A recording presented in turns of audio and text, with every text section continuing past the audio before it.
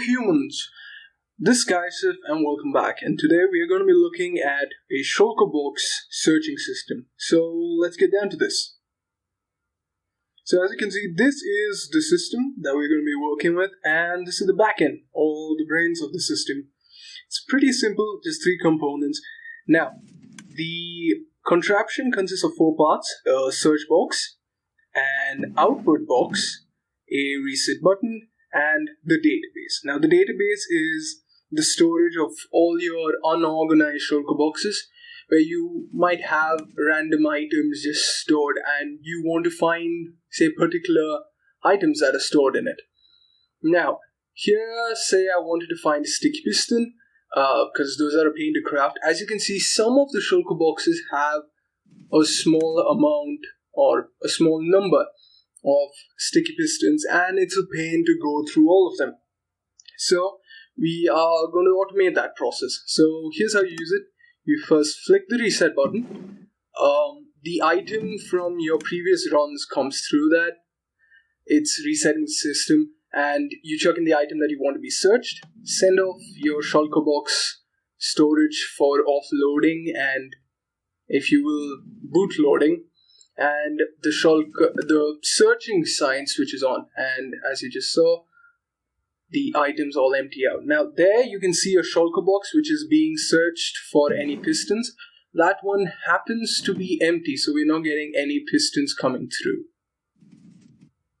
Alright, so here we are. We got lucky and we got one of the Shulker boxes with a few pistons. So we've got three without doing much work. So you can maybe use it, or you can just hold around for a bit more time waiting for more to come through. And as you can see over here, the Shulker boxes which have already been searched through come back to your Shulker storage chest.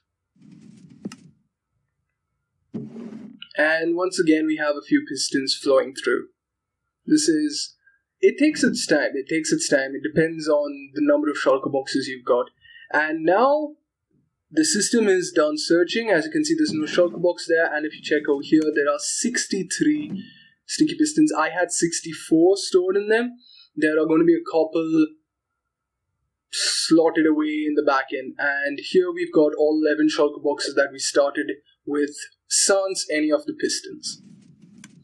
Now, this system was developed by, I believe it was developed by Etho, the legend, but I have not copied the design. I hope it's unique, but you can't really help. So now let's get down to see how this thing works. Alright, so here we are at the back end, and as you can see, there are three sections to it: the yellow, the purple, and the green.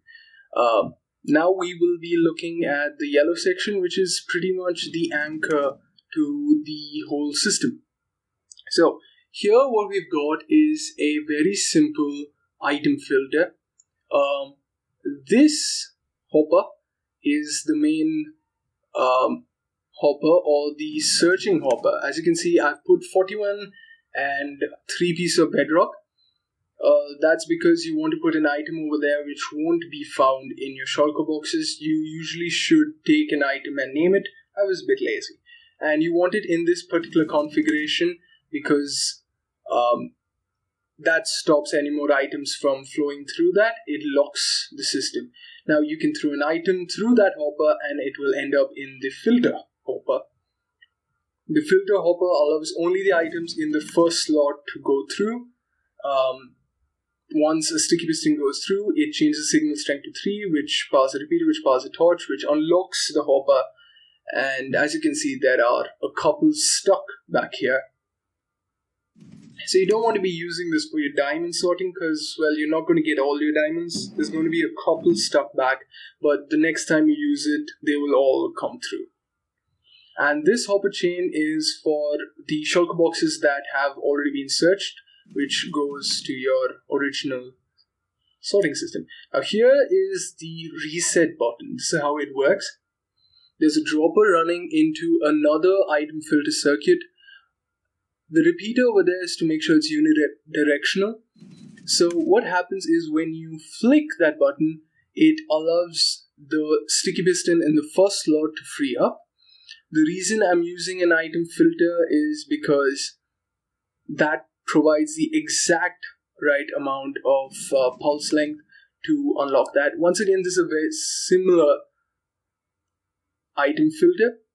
Pass that dust to power that repeater to unlock the hopper to allow the first item to pass through.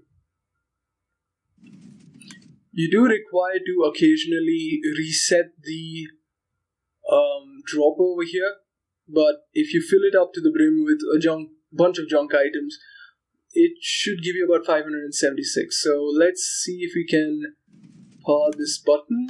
Yeah, there you go. As you saw, it powered the final piece of redstone.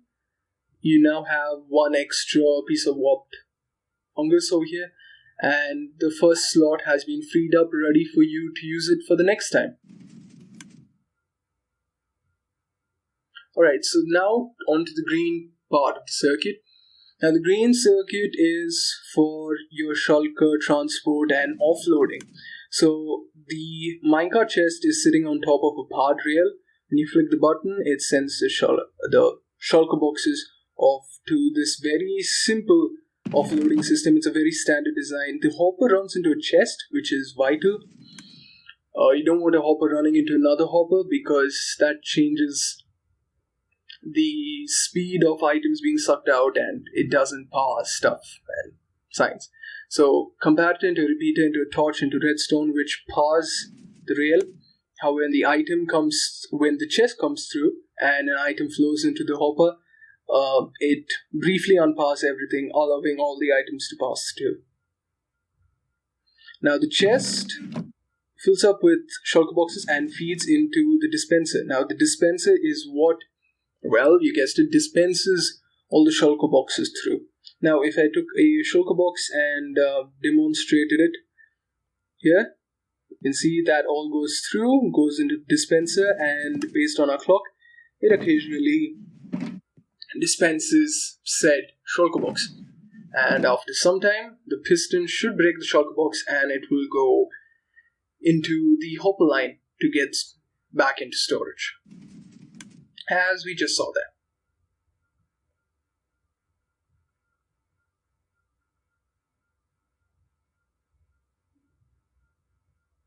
Alright, so the final part of the circuit is purple circuit, which, if you're familiar with redstone mechanisms, this is a very common ether hopper clock. So this does work on a clock, so there are certain limitations to this. This current clock is set to only 40 items because I don't need it for bulk searching. I only need it for a few items at a time. So the circuit is pretty simple. There's an observer running straight into the piston and a repeater set of 4 ticks into an observer into the dispenser. Now the reason that is so that the piston fires off first and then the dispenser places the shulker box. You don't want the shulker box being broken before any items are placed. And this, if I can, 1 second, let me just grab a shulker box to show what's going on.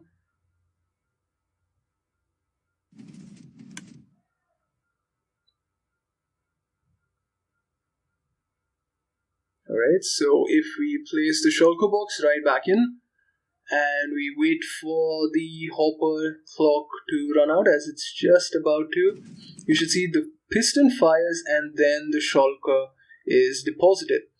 Now the amount of time that the shulker stays there is obviously proportional to the number of items that you've kept in the hoppers.